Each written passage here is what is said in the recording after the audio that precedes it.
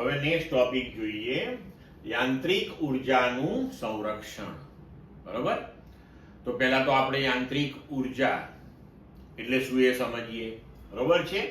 ધારો કે કોઈ પદાર્થ સંરક્ષી બળ F ની અસર હેઠળ ડેલ્ટા x જેટલું સ્થાનાંતર કરે. બરોબર છે? તો આપણે લખી શકીએ કાર્ય ઉર્જા પ્રમેય અનુસાર ગતિ ઉર્જામાં થતો ફેરફાર ડેલ્ટા k બરાબર Fx ડેલ્ટા x. તેમજ હમણાં આપણે સંરક્ષી બળો માટે સ્થિતિ ઉર્જાની જે વ્યાખ્યા ભણ્યા તેને અનુરૂપ આપણે લખી શકીએ કે Fx ડેલ્ટા x બરાબર માઇનસ ડેલ્ટા v.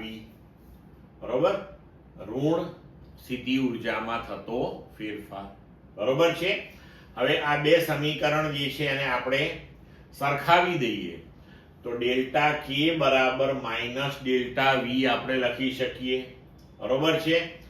તો અહીંયા આપણે લખી શકીએ કે ડેલ્ટા k વત્તા ડેલ્ટા v બરાબર 0. એટલે કે ગતિ ઉર્જામાં થતો ફેરફાર વત્તા સ્થિતિ ઉર્જામાં થતો ફેરફાર બરાબર 0. બરોબર છે? તો delta into k plus v બરાબર 0. બરોબર? હવે અહીંયા જોયું કે ગતિ ઉર્જા અને સ્થિતિ ઉર્જાના ફેરફારનો સરવાળો 0 છે.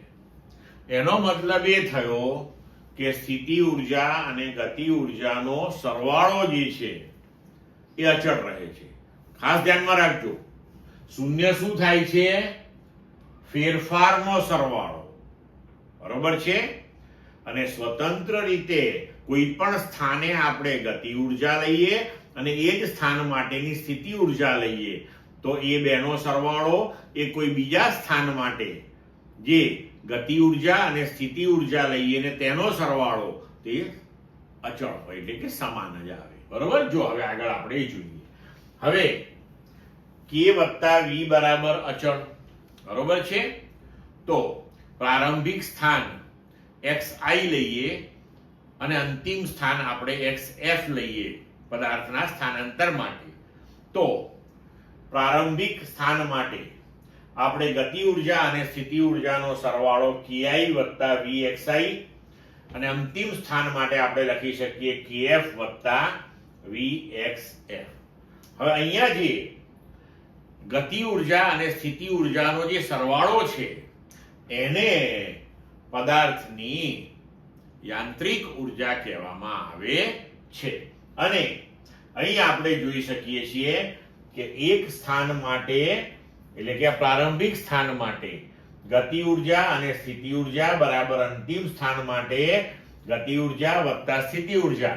એટલે આ થઈ પ્રારંભિક સ્થાને કુલ યાંત્રિક ઉર્જા, આ થઈ અંતિમ સ્થાને કુલ યાંત્રિક ઉર્જા.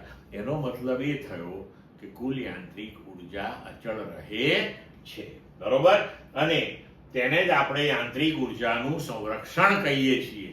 તો અહીં આપણે યાંત્રિક ઉર્જાના સંરક્ષણનો નિયમ આપી શકીએ કે જો તંત્ર પર સંરક્ષી બળો વડે કાર્ય થતું હોય, અહીં ધ્યાન રાખજો સંરક્ષી બળો હોય તો જ આ થાય, નહીતર ઉર્જાનું ઉષ્મા ઉર્જામાં રૂપાંતરણ થાય એટલે યાંત્રિક ઉર્જા અચળ રહે નહીં. યાંત્રિક ઉર્જા એટલે ગતિ ઉર્જા વત્તા સ્થિતિ ઉર્જા.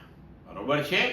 તો જો તંત્ર પર સંરક્ષી બળો વડે કાર્ય થતું હોય તો તંત્રની કુલ યાંત્રિક ઉર્જાનું સંરક્ષણ થાય છે. અથવા તો એવું લખી શકીએ કે સંરક્ષી બળોની અસર હેઠળ યાંત્રિક રીતે અલગ કરેલા તંત્ર માટે, અલગ કરેલું તંત્ર એટલે કે આ સંરક્ષી બળો સિવાયનું કોઈ બાહ્ય બળ એની ઉપર અસર કરતા છે નહીં. એનો મતલબ એવો થાય. તો એવી રીતે અલગ કરેલા તંત્ર માટે યાંત્રિક ઉર્જા હંમેશા અચળ રહે છે. બરોબર? ક્લિયર મિત્રો?